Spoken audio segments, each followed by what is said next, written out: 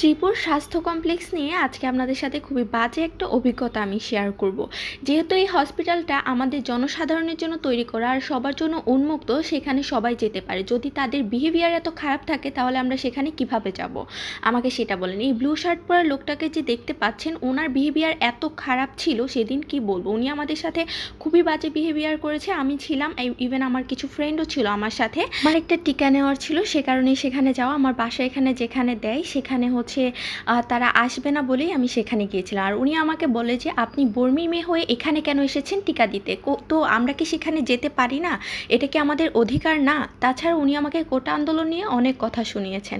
এই সাহসগুলো ওনারা কোত্থেকে পাচ্ছে? এই ভিডিওটা কিন্তু যখন কোটা আন্দোলন চলছিল তখনকার করা ছিল, তো তখন আমি আপলোড করতে পারিনি কিছু সমস্যার কারণে। যাই হোক, তারপর আমার ফ্রেন্ডকেও একই কথা বলেছে যে সে মাওনাই হসপিটাল থেকে সে এখানে কেন এসেছে টিকা নেওয়ার জন্য। তো এটা তো আমাদের উপজেলার একটা হসপিটাল, আমরা কি সেখানে যেতে পারি না? যদি উনি ভালোভাবে বলতো তাহলে মেনে নিতাম, কিন্তু উনি আমাদেরকে টোটালি হচ্ছে ধমকে কথাগুলো বলেছে এবং খুবই বাজে ব্যবহার করেছে আমাদের সাথে, যেটা একদমই মানা যায় না। যেখানে হসপিটালটা সবার জন্য উন্মুক্ত সেখানে আমাদের যে শুনতে হচ্ছে যে আমরা সেখানে কেন গিয়েছি, মানে সেটাও আমাদেরকে ধমকে বলা হচ্ছে।